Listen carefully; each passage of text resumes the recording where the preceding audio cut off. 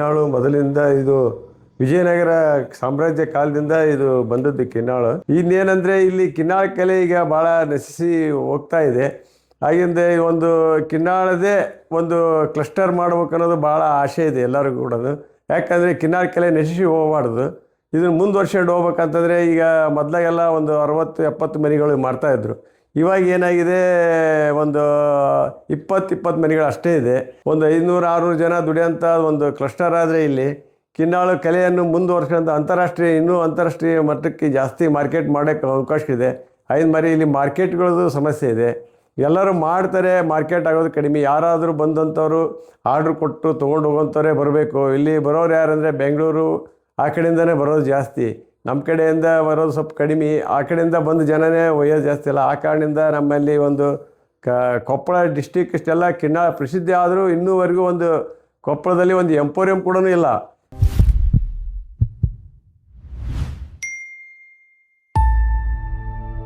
ನನ್ನ ಹೆಸರು ರಮೇಶ್ ಕಾಂತಪ್ಪ ಚಿತ್ರಗಾರ.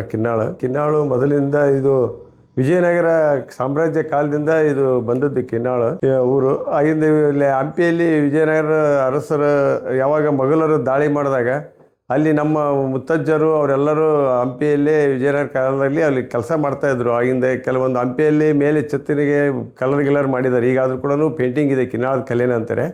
ಆ ಕಲೆ ಮುಖಾಂತರ ಅವಾಗ ಗೊತ್ತಾಯಿತು ಕಿನ್ನಾಳದ ಕಲೆ ಇಲ್ಲಿ ಅದ ಅಂತೇಳಿ. ಅವ್ರು ಏನು ಮಾಡಿದರು, ಮೊಘಲರು ದಾಳಿ ಮಾಡಿದಾಗ ಕೆಲವು ಜನ ಅಲ್ಲಿ ಇಲ್ಲಿ ಬಂದುಬಿಟ್ಟು ಇದು ಕಿನ್ನಾಳಿಗೆ ಕೆಲವು ಜನ ಬಂದರು. ಕೆಲವು ಜನ ಕನಕಗಿರಿ, ಕಂಪ್ಲಿ, ಹೀಗಾಗಿ ಅಲ್ಲೆಲ್ಲಿ ಬಂದು ಅಲ್ಲಿ ಕಂಪ್ಲಿ, ಗಂಗಾವತಿ ಎಲ್ಲ ಸ್ವಲ್ಪ ಕಲೆ ಕಡಿಮೆ ಆಗಿದ್ದರಿಂದ ಕಿನ್ನಾಳ ಒಂದು ಉಳ್ಕೊಂಡಿದೆ, ಕಿನ್ನಾಳ ಕಲೆ ಅಂದು. ಇದು ಕಿನ್ನಾಳ ಕಲೆ ನಮ್ಮ ಮುತ್ತಜ್ಜ ಅವರು ಇಂದನೇ ಬಂದಿದ್ದು. ಮೊದಲಾಗಿ ಅವರು ದಂಡಿಗೆ ಆಗಿಂದೆ ಪಾಲ್ಕಿ, ದೇವ್ರ ಬಣ್ಣದ್ದು ಅವೆಲ್ಲ ಕೆಲಸಗಳನ್ನು ಮಾಡ್ತಾ ಬಂದಿದ್ದರು. ಅವ್ರ ಮುಖಾಂತರ ನಮ್ಮ ಅಜ್ಜ ಮುತ್ತಜ್ಜನವರು, ಆಗಿ ನಮ್ಮ ತಂದೆಯವರು, ನಮ್ಮ ದೊಡ್ಡಪ್ಪ ಚಿಕ್ಕಪ್ಪವರು ಅವರೆಲ್ಲರೂ ಏನು ಮಾಡಿದ್ರು, ಅವ್ರ ತಂದೆಯವ್ರ ಕೈಯಿಂದ ಎಲ್ಲ ಕೆಲಸ ಕಲಿತಾನೆ ಬಂದರು. ಅವ್ರ ಮುಖಾಂತರ ನಮ್ಮ ತಂದೆಯವರು ಅವ್ರ ಕೆಲಸ ಮಾಡ್ಕೊಂತ ಅವ್ರು ಮುಂದೆ ಬಂದರು. ಆಗಿಂದ ಅವರು ಕೆಲವೊಂದು ಈ ಕಿನ್ನಾಳಕ್ಕೆ ಬರೀ ಅವು ಹಳೆ ಕೆಲಸಗಳನ್ನು ಮಾಡ್ತಾ ಅಂತಂದು ಅವರು ನಮ್ಮ ಫಾದರು ಸಿಕ್ಕೋದಿಂದಲೇ ಬಾಂಬೆಗೆ ಹೋಗಿ ಕೆಲವೊಂದು ಟ್ರೈನಿಂಗ್ಗಳನ್ನು ತೊಗೊಂಡ್ರು. ಪ್ಲಾಸ್ಟರ್ ಪ್ಯಾರಿಸಿಂದ ಮಾಡಲು ಅವನ್ನೆಲ್ಲ ತೆಗೆದುಕೊಂಡು ಅವರು ಕಲ್ತ್ಕೊಂಡ್ರು. ಆಗಿಂದ ಇಲ್ಲಿ ಹಣ್ಣಿನ ಸಾಮಗ್ರಿಗಳೇನು ಮಾಡ್ತಾಯಿದ್ದಿಲ್ಲ, ಗೋಕಾಕದಲ್ಲಿ ಜಾಸ್ತಿ ಮಾಡ್ತಾಯಿದ್ರು. ಅಲ್ಲಿ ಹೋಗಿ ಟ್ರೈನಿಂಗ್ ಪಡ್ಕೊಂಡು ಗೋಕಾಕದಲ್ಲಿ ಹಣ್ಣು ತರಕಾರಿಗಳೆಲ್ಲ ಮಾಡೋದು ಅಲ್ಲಿ ಕಲ್ತ್ಕೊಂಡ್ಬಂದ್ರು. ಅವರು ಚಿಕ್ಕಂದಿಂದನೂ ಅವರು ಅಲ್ಲಿ ಓಡಾಡಿ ಕಲ್ತ್ಕೊಂಡ್ಬಂದರು. ಹಾಗೆಂದರೆ ಬಾಂಬೆದಲ್ಲಿ ಕೆಲವು ಆಫೀಸರ್ಸ್ ಎಲ್ಲ ಕೆಲವು ಕಿನ್ನಾಳ ನೋಡಿ ನಮಗೆ ಕೆಲವೊಂದು ಅಗ್ರಿಕಲ್ಚರ್ಸ್ ಮಾಡಲ್ಸ್ ಮಾಡ್ಬೇಕಾಗತ್ತೆ, ಹಿಂಗೆ ಹಿಂಗಿಂತ ಹುಳಗಳು ಮಾಡಬೇಕು, ಅವೆಲ್ಲ ರೈತರಿಗೆ ತೋರ್ಸ್ಲಿಕ್ಕೆ ಪ್ರದರ್ಶನಕ್ಕೆ ಬೇಕು ಅಂದ್ರಂತೆ. ನಮ್ಮ ಫಾದರ್ ಅದ್ರ ಬಗ್ಗೆ ಸ್ವಲ್ಪ ಟ್ರೈನಿಂಗ್ ತೊಗೊಂಡು ಅವುಗಳನ್ನು ಮಾಡ್ತಾ ಬಂದರು. ಅವು ಏನಂದರೆ ಅವಾಗೆಲ್ಲ ಟಿ ವಿ ಮಾಧ್ಯಮ ಅವೆಲ್ಲ ಅವಾಗೆಲ್ಲ ಟಿ ವಿ ಮಾಧ್ಯಮ ಇದ್ದಿದ್ದಿಲ್ಲಲ್ಲ. ಅವ್ರು ಏನು ಮಾಡಿದರು, ಕಟ್ಟಿಗೆಯಲ್ಲೇ ಹುಳುಗಳು ಮಾಡೋದು, ಈಗ ಹೆಂಗಿದೆ ಶೇಂಗಾ ಬೆಳ್ಳಿ ಮಾಡೋದು, ಹತ್ತಿ, ಕೊಬ್ಬು, ಸಜ್ಜಿ ಎಲ್ಲವೂ ಕಟ್ಟಿಗೆಯಲ್ಲೇ ಕೆಲವೊಂದು ಮಾಡಿ ಆ ಗಿಡಗಳು ಮಾಡೋದು. ಗಿಡನ ಮಾಡಿಬಿಡೋರು ಅವರು. ಅಲ್ಲಿ ಗಿಡ ತೊಗೊಂಬಂದು ಗಿಡ ನೋಡಿ ಮಾಡಿ ಅವಕ್ಕೆ ಯಾವ ರೀತಿ ರೋಗ ಬರ್ತಾವೋ, ಯಾವ ಹುಳ ತಿಂತದೆ ಅವನ್ನೆಲ್ಲವೂ ನೋಡ್ಕೊಂಡು ಅವರು ಅಲ್ಲಿದ್ದ ತೊಗೊಂಬಂದು ಮನೆಯಲ್ಲೇ ಕುಂತು ಮಾಡಿ ಅವನ್ನ ಒಂದು ರೈತರಿಗೆ ಪ್ರದರ್ಶನಕ್ಕೋಸ್ಕರ ಆಫೀಸದ್ದು ಅಲ್ಲಿ ಕಡೆ ಸಪ್ಲೈ ಮಾಡಿದ್ದಾರೆ. ಇಡೀ ಕರ್ನಾಟಕ ತುಂಬ ನಮ್ಮ ಫಾದರು ಸಪ್ಲೈ ಮಾಡಿದ್ದಾರೆ. ಅದ ನಂತರ ಸಿರಿಕಚ್ಚಲ್ ಮಾಡಲ್ಗಳನ್ನು ಮಾಡಿದರು. ಸಿರಿಕಚ್ಚಲ್ ಅಂದರೆ ಈ ರೇಷ್ಮೆ ಇಲಾಖೆ ಕೇಂದ್ರದಲ್ಲಿ ಅವರು ಹುಳುಗಳು ಮಾಡಿದ್ರು. ಅವು ಹುಳುಗಳು ಯಾವ ರೀತಿ ತತ್ತಿ ಇಟ್ಟು ಯಾವ ರೀತಿ ಅವು ಗೂಡು ಕಟ್ತಾವು, ಯಾವ ರೀತಿ ಮಾಡೋದು ಅವನು ಕಲ್ತ್ಕೊಂಡ್ರು. ಅವನು ಮಾಡ್ಕೊಂತ ನಾವು ಅವರು ಚಿಕ್ಕಂದಿಂದ ನಾವು ಫಾದರ್ ಕೈ ಮಾಡ್ತಾನೆ ಬಂದಿದ್ವಿ. ಅದನ್ನೇ ಮಾಡ್ತಾ ನಾವು ಈ ಕಲೆಯನ್ನು ಮುಂದುವರ್ಸಂತ ಬಂದುಬಿಟ್ಟಿದ್ದೀವಿ ನಾವು. ಆದ್ದರಿಂದ ನಾವು ಮಾಡ್ತಾಯಿದ್ವಿ, ನಮ್ಮ ಮಕ್ಕಳು ಮಾಡ್ತಾಯಿದ್ರೆ. ನಮ್ಮ ಮಿಸ್ಸಸ್ ಕೂಡ ಅವರು ಗುಲ್ಬರ್ಗದಿಂದ ಬಂದರು. ಅವರು ಓದಿದ್ರು, BA BEdವರೆಗೆ ಓದಿದ್ರು. ಆದರೂ ಅವ್ರ ಶಿಕ್ಷಣ ಅಂದರೆ ನೌಕರಿ ಯಾವುದೂ ಜಾಬ್ ಬರಲಿಲ್ಲ. ಆ ಕಾರಣ ಅವರು ಈ ಕಲೆಯನ್ನೇ ನಮ್ಮ ಜೊತೆಗೇ ಬಂದು ಅವರು ಈ ಕಲೆಯನ್ನು ಮುಂದುವರ್ಸ್ಕೊಂಡು ಹೊಂಟಿದ್ದಾರೆ. ನಮ್ಮ ಕೈತಾಗಿ ಫುಲ್ಲು ಹೆಲ್ಪ್ಗಳನ್ನು ಮಾಡ್ತಾಯಿದ್ದಾರೆ. ಈ ರೀತಿಯಾಗಿ ನಮ್ಮ ಕಿನ್ನಾಳ ಕಲೆಯನ್ನು ಮುಂದುವರ್ಸ್ಕೊಂಡು ಹೊಂಟಿದ್ದೇವೆ. ನಮ್ಮ ಫಾದರಿಗೂ ರಾಜ್ಯ ಪ್ರಶಸ್ತಿ ಅವಾರ್ಡ್ಗಳು ಬಂದಿದೆ.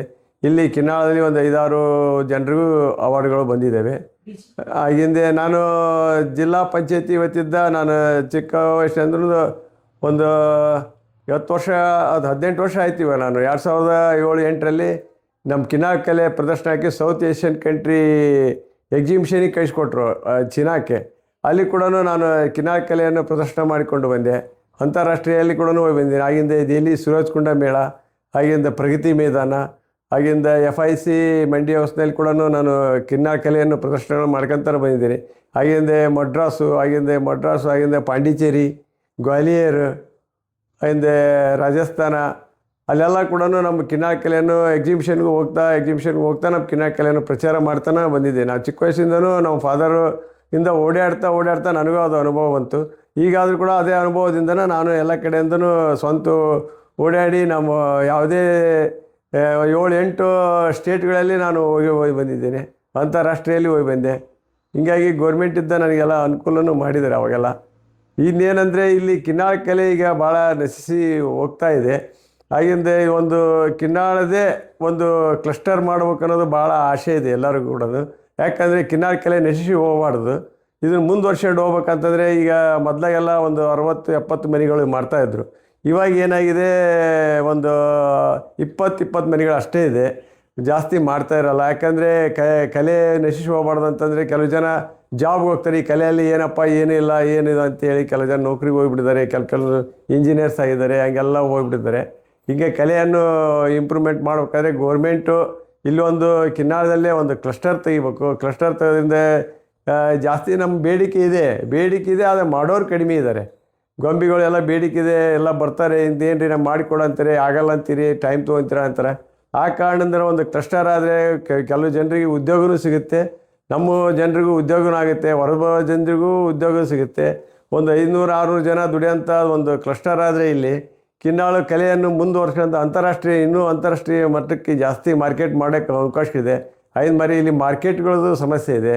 ಎಲ್ಲರೂ ಮಾಡ್ತಾರೆ, ಮಾರ್ಕೆಟ್ ಆಗೋದು ಕಡಿಮೆ. ಯಾರಾದರೂ ಬಂದಂಥವ್ರು ಆರ್ಡ್ರ್ ಕೊಟ್ಟು ತೊಗೊಂಡು ಹೋಗೋಂಥವ್ರೇ ಬರಬೇಕು. ಇಲ್ಲಿ ಬರೋರು ಯಾರಂದರೆ ಬೆಂಗಳೂರು ಆ ಕಡೆಯಿಂದನೇ ಬರೋದು ಜಾಸ್ತಿ, ನಮ್ಮ ಕಡೆಯಿಂದ ಬರೋದು ಸ್ವಲ್ಪ ಕಡಿಮೆ. ಆ ಕಡೆಯಿಂದ ಬಂದು ಜನನೇ ಒಯ್ಯೋದು ಜಾಸ್ತಿ ಅಲ್ಲ. ಆ ಕಾರಣದಿಂದ ನಮ್ಮಲ್ಲಿ ಒಂದು ಕೊಪ್ಪಳ ಡಿಸ್ಟಿಕ್ ಇಷ್ಟೆಲ್ಲ ಕಿನ್ನಾಳ ಪ್ರಸಿದ್ಧಿ ಆದರೂ ಇನ್ನೂವರೆಗೂ ಒಂದು ಕೊಪ್ಪಳದಲ್ಲಿ ಒಂದು ಎಂಪೋರಿಯಂ ಕೂಡ ಇಲ್ಲ.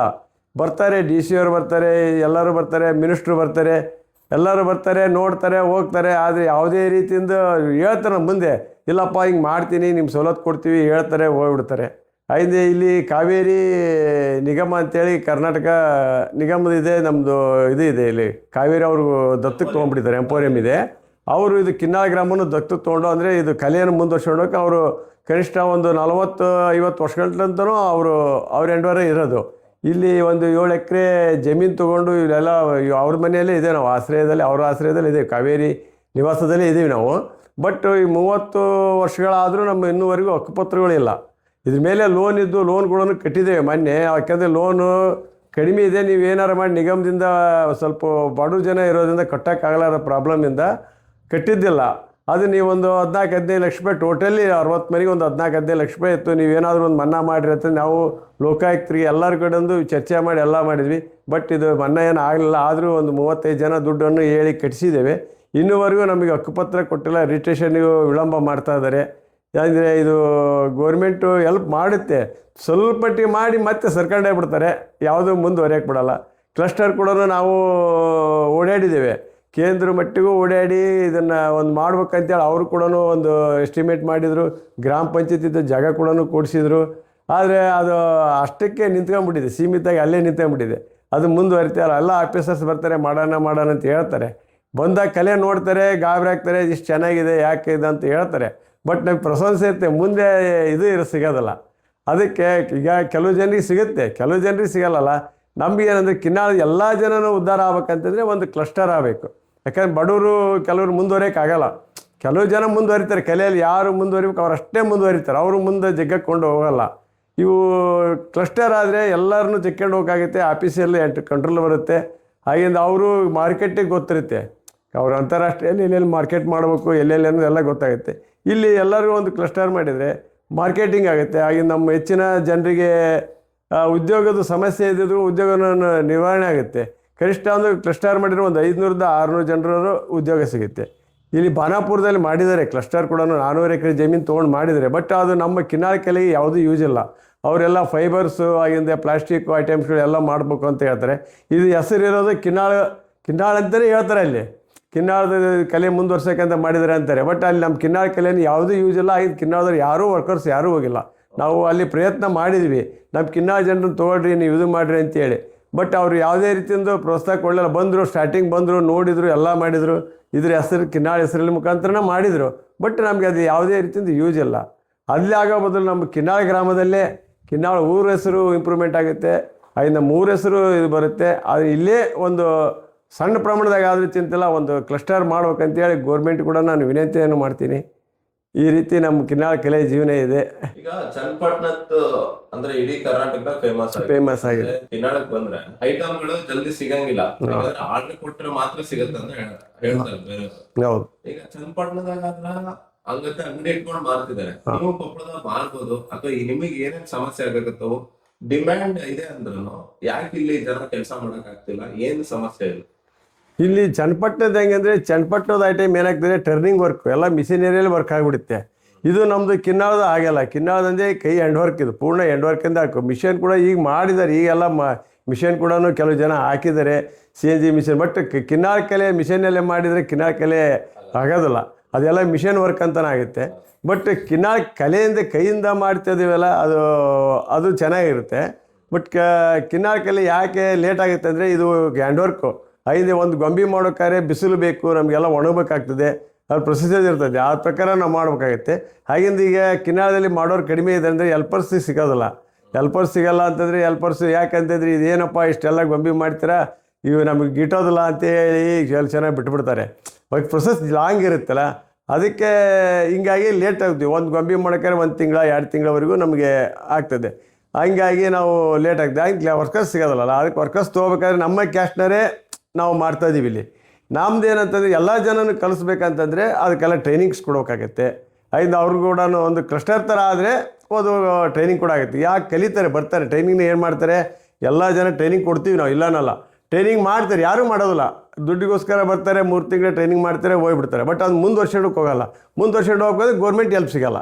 ಯಾಕೆಂದ್ರೆ ಅವ್ರಿಗೆ ಟ್ರೈನಿಂಗ್ ಮಾಡಿದ ತಕ್ಷಣ ಅವ್ರಿಗೆ ವರ್ಕ್ ಕೊಡಬೇಕಾಗುತ್ತೆ. ವರ್ಕ್ ಕೊಡಬೇಕಾದಾಗ ಅವ್ರು ಏನು ಮಾಡಲ್ಲ, ಟ್ರೈನಿಂಗ್ ಮಾಡಿಸ್ತಾರೆ, ಸುಮ್ಮನೆ ತಮ್ಮ ಪಾಡಿಗೆ ಹೋಗ್ಬಿಡ್ತಾರೆ. ಏನೋ ಒಂದು ಗೌರ್ಮೆಂಟ್ ಫಂಡ್ ಬರುತ್ತೆ, ಫಂಡ್ ಖರ್ಚು ಮಾಡ್ತಾರೆ, ಹೋಗ್ಬಿಡ್ತಾರೆ. ಹಂಗೆ ಆಗ್ಬಾರ್ದು. ನಮ್ಗೆ ಏನಾದ್ರು ಕಿನ್ನಾಳ ಕಲೆ ಮುಂದುವರ್ಸ್ಬೇಕಾದ್ರೆ ಅವ್ರಿಗೆ ಉದ್ಯೋಗ ಕೊಡಬೇಕಾಗತ್ತೆ. ಉದ್ಯೋಗ ಕೊಡಬೇಕಾದಾಗ ಇವರು ಸೃಷ್ಟಿ ಮಾಡೋಕ್ಕಾಗುತ್ತೆ. ಆಗಿಂದ ಎಂಪೋರಿಯಂ ತೆಗಿಬೇಕಾಗುತ್ತೆ. ಎಂಪೋರಿಯಂ ತೆಗಿಬೋದು, ನಮ್ಮಲ್ಲಿ ಅಂಗಡಿ ತೆಗಿಬೇಕಾದ್ರೆ ಆಗಲ್ಲ. ಯಾಕಂತಂದರೆ ನಾವು ಮನೆಯಲ್ಲೇ ಇಲ್ಲೇ ಬರ್ತಾರೆ, ಇಲ್ಲೇ ಮನೆಯಲ್ಲೇ ಮಾಡ್ತಾ ಇರ್ತೀವಿ. ಯಾಕಂದಕ್ಕೆ ಎಲ್ಪರ್ ಯಾರು ಸಿಗಲ್ಲ, ಮನೆಯಲ್ಲೇ ನಮ್ಮ ಹೆಣ್ಮಕ್ಳು ನಮ್ಮ ಮಕ್ಕಳು ಎಲ್ಲರೂ ಹೆಲ್ಪ್ ಮಾಡ್ತಿರ್ತಾರಂತೆ, ನಾವು ಇಲ್ಲೇ ಮನೆಯಲ್ಲೇ ಮಾಡ್ತೀವಿ. ಈಗ ಅಲ್ಲಿ ಎಂಪೋರಿಯಂ ತೆಗೆದ್ರೆ ಮಾಲ್ ಮಾಡೋರು ಬೇಕು, ಅಲ್ಲಿ ಕುಂದ್ರೋರು ಬೇಕು. ಈ ಜನ ಇಷ್ಟೆಲ್ಲ ಸಮಸ್ಯೆ ಇರುತ್ತೆ. ಅದನ್ನೇ ಗೌರ್ಮೆಂಟ್ನವರೇ ಒಂದು ಎಂಪೋರಿಯಂ ತೆಗೆದು ನಮ್ಮ ಹತ್ರ ಮಾಲ್ ಖರೀದಿ ಮಾಡಿ ಅಲ್ಲೇ ಅವರೇ ಒಂದು ಮಾಡಿದರೆ ಭಾಳ ಚೆನ್ನಾಗುತ್ತೆ. ಅದನ್ನು ಮನಸ್ಸು ಮಾಡ್ತಲ್ಲ. ಇಷ್ಟು ವರ್ಷ ನಾವು ಓಡಾಡಿ ಬಂದಿದ್ದೀವಿ, ಎಲ್ಲ ಕಡೆ ಹೇಳಿದ್ದೀವಿ, DC ಅವ್ರು ಬರ್ತಾರೆ, ಎಲ್ಲರೂ ಬರ್ತಾರೆ, ಒಂದು ಎಂಪೋರಿಯಂ ಇಲ್ಲಿ ನೋಡಿರಿ, ಕಿನ್ನಾಳಲ್ಲಿ ಒಂದು ಮಾಡಿ ಟೂರಿಸಮ್ಸ್ ಬರ್ತಾರೆ, ಇಲ್ಲ ಬರ್ತಾರೆ ಅಂತ ಹೇಳ್ತಾರೆ. ಬಟ್ ಮಾಡೋಕ್ಕೆ ಪ್ರೋತ್ಸಾಹ ಕೊಡ್ತಾ ಇಲ್ಲ. ಯಾಕೆನೆ ಅದನ್ನು ಇಲ್ಲೊಂದು ಎಂಪೋರಿಯಂ ಆಗಬೇಕು. ಯಾಕಂದ್ರೆ ಭಾಗ್ಯನಗರದಲ್ಲಿ ಸೀರೆ ಗೀರಿ ಮಾಡ್ತಾಯಿದ್ದಾರೆ, ನೈಕೈರಿಕೆ ಸೀರೆ ಇದೆ, ಅವತ್ತು ಕೈಗಾರಿಕೆ ಬೆಳೀತದಲ್ಲ, ಅಲ್ಲಿ ಒಂದು ಕಿನ್ನಾಳು ಮತ್ತು ಭಾಗ್ಯನಗರ ಸೇರಿಸಿ ಒಂದು ಎಂಪೋರಿಯಂ ತೆಗಿಬೋದಲ್ಲ. ಹಂಗೆ ತೆಗೆದು ಗೌರ್ಮೆಂಟ್ನವರೇ ಮಾಡ್ಬೋದು ಮನಸ್ಸು ಮಾಡಿದ್ರೆ. ಯಾಕಂದ್ರೆ ನಮ್ಮರಿಗೆ ಯಾರಿಗೂ ಆಗಲ್ಲ ಎಂಪೋರಿಯಂ ಮಾಡೋಕ್ಕಾದ್ರೆ ಈ ಗೌರ್ಮೆಂಟ್ನವರೇ ಮಾಡಿದ್ರೇ ಒಂದು ಸ್ವಲ್ಪ ಒಳ್ಳೆಯದಾಗುತ್ತೆ. ಇಲ್ಲಿ ಕಾವೇರಿ ಕೂಡ ಆಫೀಸ್ ಇತ್ತು, ಆಫೀಸ್ ಕೂಡ ಇವಾಗ ಒಂದು 7-8 ದಿವಸ ಆಯಿತು ಓಪನ್ ಮಾಡ್ತಾ ಇದ್ದಾರೆ ಈಗಿನ. ಬಟ್ ಇದು ಮುಚ್ಚೆ ಕಾವೇರಿ ಎಂಪೋರಿಯಂ ಮುಚ್ಚೆ ಒಂದು 30 ವರ್ಷ ಗಟ್ಟಲೆ ಆಗೋಯ್ತು. ಅವರು ಕೂಡ ಮುಚ್ಚಿಬಿಟ್ರು. ಅವರು ಇಲ್ಲಿ ತೊಗೊಂಡು ಸಾಮಾನು ಇಲ್ಲಿದ್ದ ತೊಗೊಂಡು ಹೋಗ್ತಿದ್ರು, ಅಲ್ಲಿ ಎಲ್ಲರಿಗೂ ಜನ ಒಂದು ಸ್ವಲ್ಪ ಮಾಡಿಕೊಡ್ತಿದ್ರು. ಅವರು ಬಂದ್ ಮಾಡಿದಾಗಿದ್ದ ನಮ್ಮದು ಸ್ವಲ್ಪ ಸಮಸ್ಯೆನೇ ಆಯಿತು. ಹೀಗಾಗಿ ಇದಾಗ್ತದೆ. ಎಂಪೋರಿಯಂ ತೆಗಿಯಕ್ಕೆ ನಮಗೆ ಆಗೋದಿಲ್ಲ, ಸ್ವಂತ ಆಗಲ್ಲ. ಯಾಕಂದ್ರೆ ಲೇಬರ್ ಬೇಕಲ್ಲ, ಮಾಡೋರು ಬೇಕಲ್ಲ. ಅದಕ್ಕೆ ಗೌರ್ಮೆಂಟೇ ಒಂದು ಮಾಡ್ಬೇಕು ಅನ್ನೋದು ಒಂದು ನಮ್ಮದು ಇದರ ಇಚ್ಛೆ. ಈ ಬಾರಾಪುರ್ ಮಾಡಿದ ಮೂಲ ಉದ್ದೇಶ ನಿಮ್ಮ ಐಟಮ್ನ ತಗೊಂಡು ಅವರು ಸೇಲ್ ಮಾಡ್ತೀರಿ ಅಂತ ಮಾಡಿದ್ದ, ಅಥವಾ ಅಲ್ಲೇ ಇಲ್ಲ ಅಲ್ಲೇ ಪ್ರೊಡಕ್ಷನ್ ಮಾಡಿ ಅಲ್ಲೇ. ಯಾಕಂದರೆ ತಾಂತ್ರಿಕ ಈಗ ಸ್ವಲ್ಪ ಜಾಸ್ತಿ ಇದೆಯಲ್ಲ, ಅವ್ರು ಏನು ಮಾಡೋದಂದರೆ ಒಂದು ಐಟಮ್ ನಾವು ಮಾಡೋಕ್ಕೆ 3 ತಿಂಗಳು ತೊಗೊತೀವಿ. ಅವ್ರು ಏನು ಮಾಡೋದಂದರೆ ಮಿಷನರಿ ತರಿಸ್ತಾರೆ, ಮಿಷನರಿ ಕೂಡ ಮಾಡಿಸಿ ಇವರಿಗೆ ನಮ್ಮ ಮುಖಾಂತರನೇ ಅವ್ರಿಗೆಲ್ಲ ಕೆಲವೊಂದು ಆರ್ಟಿಕಲ್ಸ್ ಕೊಡ್ತಾರೆ. ಅವನ್ನ ನಾವು ಮಾಡಿ ಮಿಷನಲ್ಲಿ ರೆಡಿ ಮಾಡೋಂತಂದ ಅವನ್ನೇ ನಾವು ಪೇಂಟಿಂಗ್ ಮಾಡೋದು, ಅವ್ನು ಹೆಂಗೆ ಮಾಡ್ಬೇಕು ಏನನ್ನೋದನ್ನು ಅದನ್ನು ಮಾಡ್ಬೋದಿತ್ತು. ಬಟ್ ಅವ್ರು ಇನ್ನೂ ಯಾವುದೋ ಫೈಬರ್ನ ಐಟಮ್ಗಳು ಮಾಡ್ತಾರೆ ಅನ್ನೋದಕ್ಕೆ ನಮ್ಮ ಕಿನ್ನಾಳದ ಸ್ವಲ್ಪ ಇದಾಗಿದೆ. ಅಲ್ಲೇನು ಕಿನ್ನಾಳದ ಐಟಮ್ಸ್ ಏನಿಲ್ಲ, ಅಲ್ಲಿ ಬರೀ ಇವೇ ಇದೆ. ಪ್ಲಾಸ್ಟಿಕ್ ವರ್ಕೇ ಮಾಡ್ತಾಯಿದ್ದಾರೆ. ಒಂದು ಇದು ಪ್ರೊಜೆಕ್ಟ್ ಚಾಲೂ ಮಾಡಿದ್ದಾರೆ ಅಂತೆ, ಬಟ್ ಅದು ಮಂದಗತಿ ಇದೆ. ಬಟ್ ಅದು ಕೂಡ ಯಾವುದೇ ರೀತಿ ಇದೇ ಆಗಿಲ್ಲ.